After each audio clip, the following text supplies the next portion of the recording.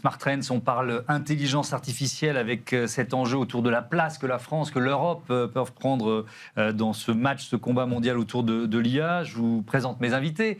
François Bourrier-Soifert, bonjour et bienvenue. Bonjour, vous êtes directeur général délégué de Safran AI, la division du groupe Safran dédiée à l'intelligence artificielle. Et Henri Dagrin, bonjour et bienvenue aussi, délégué général du SIGREF, c'est le club informatique des grandes entreprises françaises.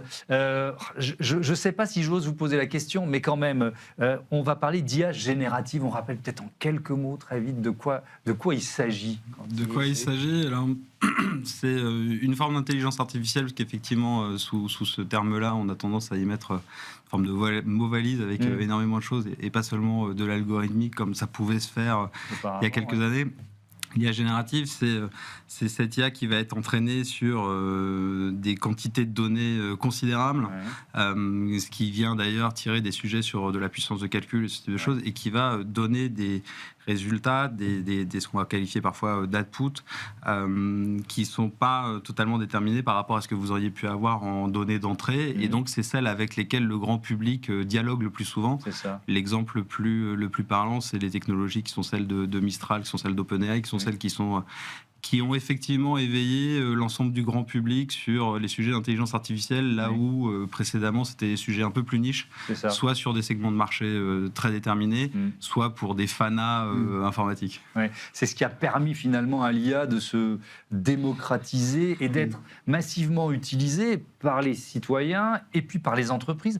Ce chiffre qui nous est donné, 78% des entreprises dans le monde ont adopté l'IA. C'est une progression fulgurante, c'est loin d'être une mode. Est-ce que c'est une obligation? Est-ce que toutes les entreprises qui utilisent l'IA générative en ont forcément besoin?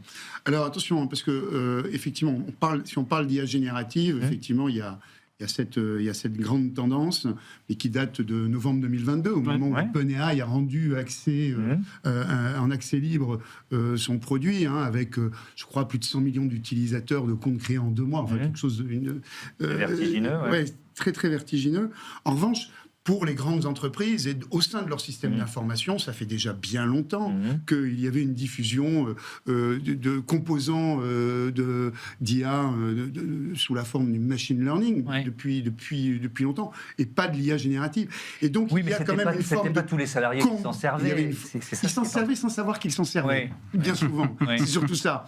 Et on n'allait pas expliquer aux gens que dans leur système d'information, il y avait de l'IA générative, du machine learning. En revanche, aujourd'hui, effectivement, c'est une dimension tout à fait différente, puisque ça modifie de manière assez substantielle les formes du travail directement de tous les collaborateurs dans les entreprises, dès lors qu'on les incite à utiliser des outils d'intelligence artificielle générative.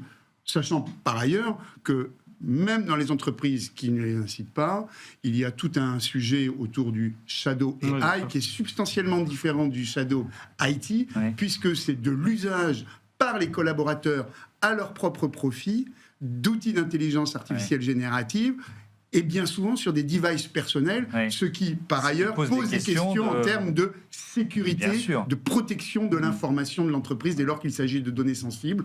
Et c'est un sujet sur lequel je crois qu'il faut travailler. Évidemment, parce qu'on rappelle que ces IA génératives, j'imagine un cabinet d'avocats, alors ils ne le font plus, j'espère pour eux, mais qui donneraient des détails sur une affaire, ces détails ils vont être digérés par l'IA générative. Alors, ce qui nous réunit, l'actualité, c'est ce projet important d'intérêt européen commun, ce PIEC autour de l'IA, appel à manifestation d'intérêt, qui est ouvert jusqu'à la fin du mois.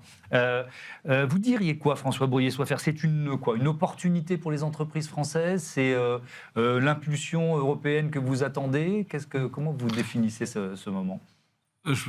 Oui, effectivement, je pense que c'est une réelle opportunité pour les grandes, les petites, les startups, pour tous ceux qui opèrent sur ces sujets-là et qui, depuis longtemps, ont un sujet probablement de passage à l'échelle, de commande publique, de réussir à faire entrer ces nouvelles technologies dans les usages et de le faire un peu autrement, effectivement, que le Shadow AI dont vous parliez tout à l'heure et qui est effectivement un sujet. Un sujet comme un AMI et celui-ci en particulier, c'est aussi l'occasion de faire foisonner des idées. Je pense que c'est mutuellement bénéfique à la fois pour ceux qui le lancent, qui peuvent ne pas avoir pensé à certains sujets sur lesquels l'IA pourrait apporter énormément de valeur. Et puis également du côté de ceux qui portent les idées, qui portent des projets pour pouvoir expliquer leur vision et de réussir à obtenir in fine des financements pour les passer à l'échelle. Je pense qu'il y a une dimension européenne aussi qui est particulièrement importante sur ces sujets-là, pour éviter de se retrouver dans soit une sorte de marché captif, mais les coûts sont tellement forts si vous voulez faire quelque chose avec une ambition mondiale, que de réussir à faire passer ce type de sujet à un niveau européen est aussi une opportunité de ce point de vue-là, pour à la fois mutualiser les gens qui vont avoir à en connaître, mais également pour pouvoir être sur des budgets relativement significatifs qui sont ceux dont ont besoin beaucoup de sociétés dans le secteur. Parce que si l'Europe veut faire le match avec les États-Unis et la Chine, c'est des montants d'investissement qui sont colossaux. Oui, ce sont des montants considérables qu'il faut mobiliser. Il n'y a qu'à voir ce que les entreprises de l'industrie américaine de la tech, du numérique, de l'IA investit aujourd'hui. C'est de l'ordre de 250 milliards de dollars par an qui sont investis directement aux États-Unis. Et il faut bien avoir conscience que sur ces sommes considérables qui sont investies, quasiment 80%, c'est des infrastructures. Infrastructures de calcul, infrastructures de stockage, infrastructures de réseau, c'est des infrastructures d'énergie, d'alimentation en eau pour refroidir, de climatisation, de GPU, et ainsi de suite. C'est donc d'abord les infrastructures, le coût de l'IA. Et donc nous avons en Europe un très grand retard en matière d'infrastructure. La deuxième chose, c'est que ce PIEC IA va permettre en fait de mobiliser des consortiums qui vont se constituer pour répondre aux exigences de ce PIEC. Donc plusieurs entreprises, grandes entreprises qui vont se réunir. Et pas uniquement des entreprises qui fournissent de la technologie, mais également des utilisateurs de technologie pour qu'ils apportent leurs cas d'usage les plus intéressants. Et c'est dans le cadre de ces consortia que vont se développer les projets qui sont par ailleurs financés partiellement par le PIEC IA, et avec les États qui vont abonder ce financement du PIEC. L'Allemagne a déjà pris des dispositions dans ce sens. La France est en train de travailler. Il y a un duo ou un moteur franco-allemand dans cette affaire ? Absolument, c'est vraiment l'impulsion franco-allemande. Et du reste, ça s'inscrit également dans une stratégie dans la dynamique de Gaia X, où on a créé les espaces de données, et il y a des consortiums qui se créent autour de ces espaces de données industriels qui se sont déjà constitués autour de Gaia X, pour partager de la donnée de manière sécurisée, et ensuite, comment à partir de ces données partagées, on va créer de la valeur avec des outils d'intelligence artificielle. Ce sont ça les principaux cas d'usage qui vont se développer. Alors, on est en retard, mais est-ce que c'est pas trop tard, François Bourrier-Soiffer ? On peut rattraper, on peut créer cette espèce de géant européen de l'IA ? Oui, j'en suis absolument convaincu. J'en suis convaincu aussi parce que on est issu d'une société qui était une petite start-up qui a fini par grossir à tel point qu'elle a fini par intéresser des grands groupes, dont le groupe Safran qui nous a acquis en septembre 2024. Safran, et je pense qu'au sein du SIGRAPH, vous avez pas mal d'autres exemples, c'est un vrai leader mondial sur certains segments de marché. Et pour en donner quelques exemples, c'est un leader mondial, alors évidemment dans les moteurs, ça vient à l'idée de tout le monde, qui sont quand même des sujets sur lesquels il y a beaucoup d'investissements aussi. C'est un vrai leader mondial aussi sur des sujets très couche basse de position, navigation, temps. Oui, électronique de défense. Électronique de défense. Vous avez des horloges atomiques dans les satellites. Vous avez des centrales inertielles dans les sous-marins nucléaires lanceurs d'engins. Donc, pour vous dire sur des choses qui sont très, très deep tech, ça, je pense qu'on l'oublie. En fait, on a des très grandes sociétés françaises qui sont très, très deep tech et qui peuvent avoir, et on pourrait citer d'autres industriels, je connais mieux le secteur de la défense, mais on aurait pu citer Thales, on aurait pu en citer d'autres, c'est le cas également chez Airbus, qui ont des vraies places de leadership mondial. Donc je pense que l'IA, pourquoi avoir cette exception-là ? Alors certes, elle est très coûteuse, mais on a aussi de très bons ingénieurs, de très bonnes idées. Et puis cette manière de faire de plus en plus européenne, moi, me laisse à penser qu'il y a quelque chose à jouer. Il y a quelque chose à jouer dans ce monde qui se polarise toujours un peu plus et sur lesquels on le sent, nous, sur les marchés internationaux, une vraie demande pour avoir des solutions qui répondraient à des exigences d'autonomie stratégique. Oui. Alors justement, sur cette question de souveraineté, parce que si l'Europe se réveille, c'est évidemment pour réduire sa dépendance aux fournisseurs, aux technologies non européennes en matière d'IA. Si on prend des cas concrets, pour des grandes entreprises françaises qui aujourd'hui n'ont pas le choix et doivent travailler avec des fournisseurs non européens. Qu'est-ce que ça changerait ? Alors, déjà, soyons clairs, quand on regarde la réalité des dépendances de l'économie européenne à l'égard de l'industrie américaine du numérique, c'est pas par anti-américanisme que l'on dit ça, c'est juste factuel. 83% des achats de logiciels et de services cloud, et l'IA est un service cloud un peu particulier, mais c'est un service cloud. 83% des achats dans l'économie européenne se font auprès de l'industrie américaine du numérique. Ça qui génère, en gros, en 2025, c'est ce qu'on avait calculé dans un rapport que nous avons publié récemment, ça génère, c'est 264 milliards d'euros d'achats auprès de cette industrie. Par ordre de grandeur, les achats de gaz et de pétrole de l'économie européenne, c'est 350 milliards. Vous voyez, on n'est pas très éloigné.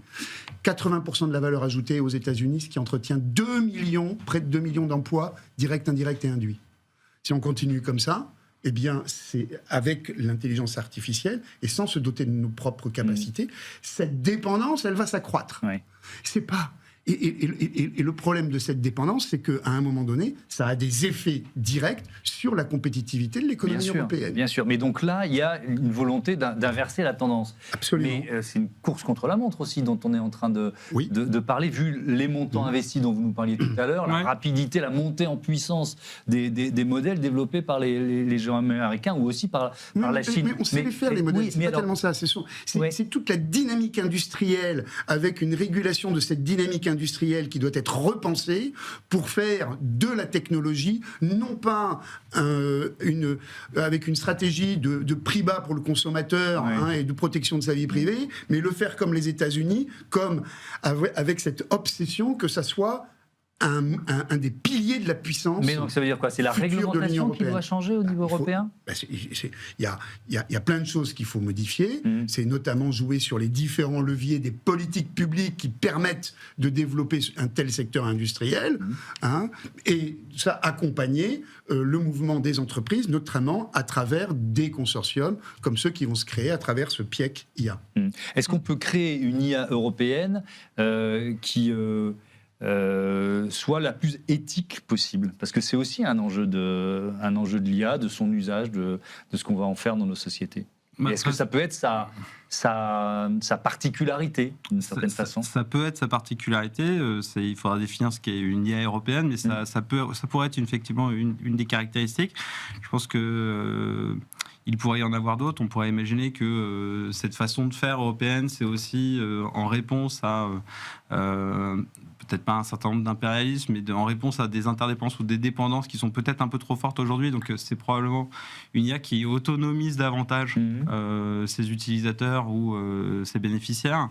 Et donc je pense que il ne faut pas le faire qu'en réaction, c'est-à-dire que on parle de ça parfois dans le monde des startups, mais il ne faut pas essayer de faire une sorte de copycat de ce que pourraient faire les uns les autres, mais d'essayer de penser ça de manière beaucoup plus globale, beaucoup plus transverse pour se dire quelle est la proposition de valeur que l'on fait, parce qu'à la fin de la journée, il va falloir que tout ça soit un réel business. Bien sûr. Acheter même au-delà des Européens, je pense que c'est le marché est peut-être même trop petit, il est déjà beaucoup plus vaste que la France, mais je pense qu'il y a de la place pour une déjà, IA si européenne. les grandes entreprises européennes peuvent se fournir auprès d'une IA européenne, il y a un monde où l'IA européenne est aussi leader mondial. Ça, je pense qu'on peut aussi l'imaginer. C'est encore possible, vous y croyez à ça ? Moi, je pense que les choses sont dynamiques. Il ne faut pas les regarder statiques aujourd'hui. Il y a un certain nombre de dépendances. Je pense qu'il y a des choses qui s'organisent. Il y a des leviers de puissance. Et puis, il y a quelle est votre proposition de valeur ? Si c'est une proposition de valeur qui entre en résonance avec l'ensemble des besoins que vous pourriez avoir à l'international, pourquoi pas ? Et surtout, il y a un autre phénomène sur lequel il faut insister et auquel pourrait répondre et dont on espère qu'il sera bien traité par ce PIEC IA, c'est que jusqu'à maintenant, les modèles d'intelligence artificielle générative ont été entraînés sur les données du web.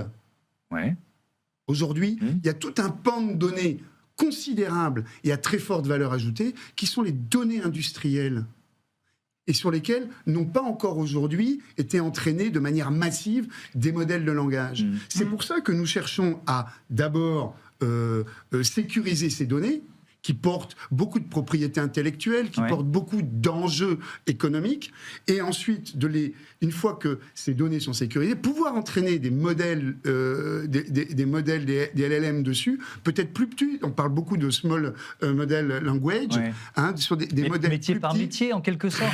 Cœur de métier par cœur de métier. Qui soient très spécialisés et qui permettent d'être entraînés sur ces cohortes de données qui ont une valeur économique considérable pour ensuite servir les industries européennes.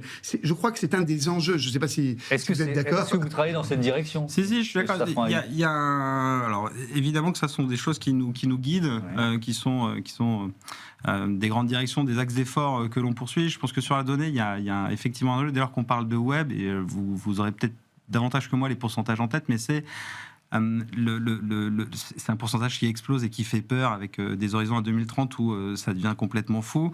C'est le pourcentage de la donnée du web qui n'est pas intègre, si vous voulez, qui elle-même est de la donnée simulée, qui elle-même peut être de la donnée synthétique. Je crois qu'aujourd'hui on en est à 50%. Voilà, et je crois qu'à 2030, j'avais lu quelque chose. Ça veut dire quoi? Non, mais qui est de la donnée synthétique. C'est qui est générée par de l'intelligence artificielle. D'accord. Ça fait partie des sujets qui peuvent aussi entraîner un certain nombre de manipulation, de désinformation. C'est ce qu'on lit parfois sur les fake news, c'est tout ce que vous pourriez avoir. Une IA entraînée là-dessus, qui est entraînée sur de la donnée elle-même, générée par de l'intelligence artificielle, il pourrait y avoir un phénomène un peu, que j'ai déjà dit en interne, de vache folle. Ou d'autophagie, on parle souvent d'autophagie de l'IA. Où finalement, vous nourrissez des bovins avec des restes animaux, et ça, à la fin, ça se termine assez mal, et on l'a eu dans le passé. Donc on pourrait assez imaginer... D'où l'importance de modèles qui sont centrés sur un cœur de métier, c'est ça, j'essaie de rebondir. Et ça, je ne sais pas si c'est de l'éthique, mais c'est probablement une façon de faire qui pourrait être une façon de faire européenne. D'accord. Et ça, je pense qu'effectivement, ne plus se dire la valeur est dans le web dans son intégralité, mais peut-être de choisir de la donnée de qualité. Et effectivement, en France et en Europe, vous en avez. Mais alors, si on essaye d'être concret, ça voudrait dire quoi? Ça veut dire que des entreprises qui peuvent être concurrentes par ailleurs sur un même secteur d'activité, vous parliez de consortium tout à l'heure, elles travailleraient ensemble pour avoir une IA... c'est déjà le cas. Hein. Oui, mais c'est déjà le cas. Il y a des consortiums déjà autour de thèmes... il y a autour de l'aéronautique, qui a été un consortium qui est Decadix, qui a été emmené par Airbus notamment, avec... il y a un fort intérêt, bien sûr, d'Airbus, dont la Global CIO, Catherine Gestin, est par ailleurs chairman du board de Gaia-X. Donc et on est dans cette dynamique depuis un moment. Et puis il y en a d'autres. Il y a EONAX qui réunit tous les acteurs, enfin de nombreux acteurs majeurs du transport, de la mobilité, du tourisme. Vous voyez, ça va depuis Aéroport de Paris, SNCF, jusqu'au groupe Accor. Tout ça pour gérer des données, les partager et puis créer de la valeur sur ces espaces de données, sur des cas d'usage bien particuliers, avec notamment des outils d'intelligence artificielle. Donc ça, c'est une dynamique qui est bien engagée déjà, et c'est ce à quoi doit répondre notamment ce PIEC, pour que ces données qui aujourd'hui sont en tous les cas, elles ne sont pas exploitées de manière collective pour générer de la valeur. Elles sont bien sûr, je ne dis pas que personne n'exploite de la donnée, mais elles ne sont pas exploitées de manière collective pour ensuite rajouter cette couche de valeur que va apporter l'intelligence artificielle. Les solutions que vous proposez chez Safran AI, en quoi elles se différencient de celles de vos concurrents ? Alors notamment sur l'aspect très vertical, l'intégration de l'ensemble de la chaîne, de la sélection de la donnée, de l'annotation, de l'entraînement des modèles. Je pense aussi, chez nous, on a notre propre outillage pour les data scientists et puis une expertise quand même très importante dans deux domaines. Le premier, c'est nous, on ne déploie pas sur du cloud, justement, donc un peu moins sur ces sujets-là. Dans le secteur de la défense et du renseignement, c'est particulièrement sensible. Donc, on est on-premise sur site. Donc, c'est déployer un modèle d'intelligence artificielle et plus largement une solution sur un réseau classifié, quel qu'il soit. C'est pas un sport de masse, comme le disent certains de nos interlocuteurs. Et puis, une autre expertise qui va être une proximité très forte avec les utilisateurs. Donc c'est d'avoir une approche solution pour se dire je ne mets pas un modèle comme je pourrais le comiter dans une bibliothèque open source, c'est simplement se dire je vais faire une solution avec de l'intelligence artificielle dedans et pourquoi pas de l'IA générative, mais c'est où on pourra parler aussi d'IA agentique et autres, mais c'est de se dire je prends le besoin utilisateur et j'y réponds avec une solution technologique, mais j'y réponds réellement pour lui apporter de la valeur. Et ça entraîne des sujets sur les interfaces homme-machine, sur les garde-fous que vous pourriez mettre, sur des concepts d'emploi, comme on le dit parfois au ministère des Armées, mais sur des workflows métiers, comme on le dit dans d'autres secteurs d'activité, pour s'assurer qu'à la fin, vous ayez la réponse attendue à la question que vous posez.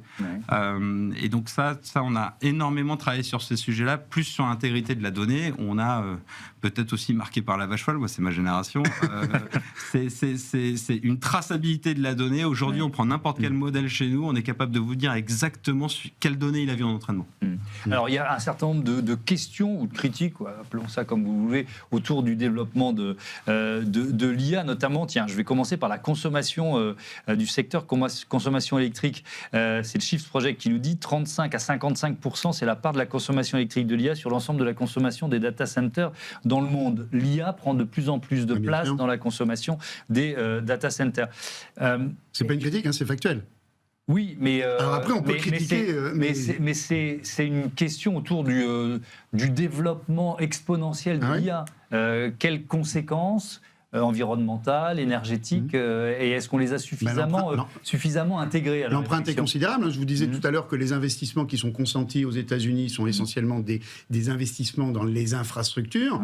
Quand vous entendez un Sam Altman qui vous dit nous on va construire pour 220 gigawatts de data centers d'ici 2030 ou 2032, j'ai plus les chiffres exactement en tête, pour avoir une petite ordre de grandeur, une centrale, une tranche d'un EPR, c'est 1,2 gigawatts.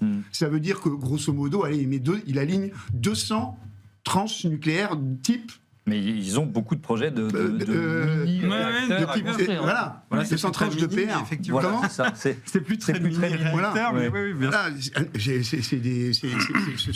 Ce sont la consommation électrique, sachant qu'aux États-Unis, ce ne sera peut-être pas que des EPR et de très loin, ce sera beaucoup de centrales à gaz. Mais je dis c'est une critique parce que bien sûr. Parce que on a le sentiment que de cette course au gigantisme, sans en avoir forcément anticipé toutes les conséquences. Votre avis là-dessus, peut-être commencer, Henri Dagrin, je veux bien entendre. Juste pour dire que ce qui nous intéresse, nous, sur ce PIEC IA, ce sont des fonctionnements qui sont sensiblement différents, qui vont bien sûr demander de la puissance de calcul, de la puissance de stockage, de la puissance de réseau, de l'alimentation électrique, mais dans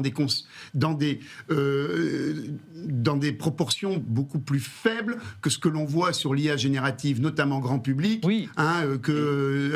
des projets qui sont actuellement en cours aux États-Unis. Oui, et qui est utilisé là où on pourrait éventuellement s'en passer. Il y a beaucoup de questions qu'on peut poser à un bon vieux moteur de recherche qui va consommer 10 fois moins que si on pose la même question à son IA. Votre avis sur l'anticipation des impacts du développement de l'IA ?